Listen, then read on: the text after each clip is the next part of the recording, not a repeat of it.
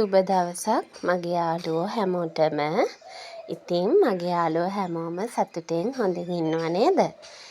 ඉතින් මම කලින් දැම්මා ෂෝට් වීඩියෝ එකක් මගේ ගාඩන් එක. ඉතින් ඒකට ගොඩාක් කමෙන්ට් ඇවිල්ලා තිබ්බා ලස්සනයි පිළිවෙලයි කියලා. ඒ කියපෝ හැම යාළුවෙකුටම මම මේ අවස්ථාවේදී ස්තුතිවන්ත වෙනවා.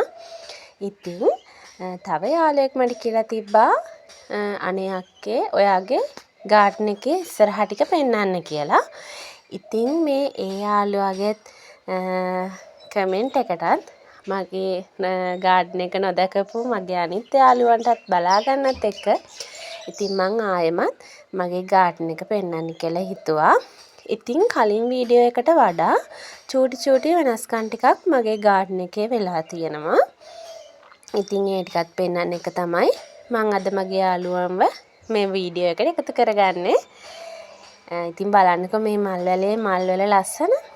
ඉතින් ඔන්න ඔතන කලින් ලොකු කෙහෙල් පඳුරු වගේක් තිබ්බේ. ඉතින් ඒ ටික කපලා මම එතනත් මට පුළුවන් විදිහට ලස්සනට මල් පාතියක් හදාගත්තා. ඒ වුණාට එතනට තියෙන මල් තව ඉතින් හිටවන්න ඕනේ ලස්සන මල් එනේවා ටිකක් අරගෙන ඇවිල්ලා. එතකන් දැනට ඉතින් එහෙම තමයි.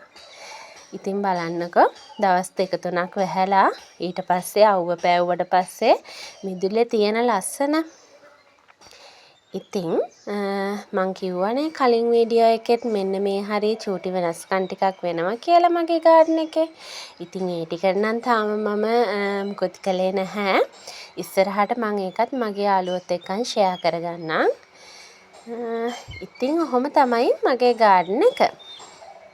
බලන්නකෝ ඉතින් විෂ්ණුකාන්ති මල් වල ලස්සන. ඉතින් ඔය ඉස්සරහා මම ওই විදියට ඉතින් මඩ පුළුවන් විදියට ලස්සන විදියට මම තියාගෙන තියෙනවා. ඒ වගේම කියන්න ඕනේ ඔය පේන්නේ යශෝදරා මහරහතන් වහන්සේගේ මේ පිළිරුව. ඉතින් මම යශෝදරා මහරහතන් වහන්සේට පහන තියන්න අරන් දැන් මාසයක් විතර වගේ තමයි වෙන්නේ. ඉතින් මං ඒ වන්දනාමාන කරගන්න විදියත් ඔයාලත් එක්කන් ඉස්සරහට ෂෙයා කරගන්නම්.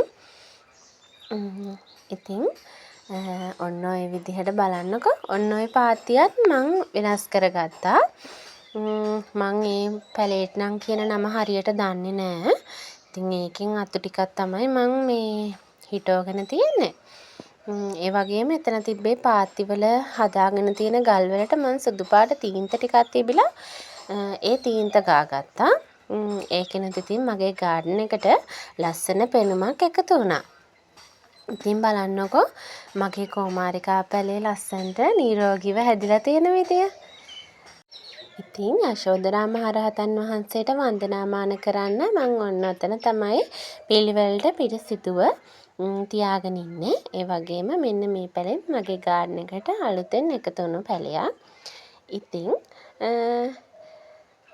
මං අදට මගේ යාළුවන්ගෙන් ගිහින් එන්නම්. නැවතත් අලුත් vlog එකකින් හමු වෙමු. ඉතින් සුබ දවසක් මගේ යාළුවෝ හැමෝටම.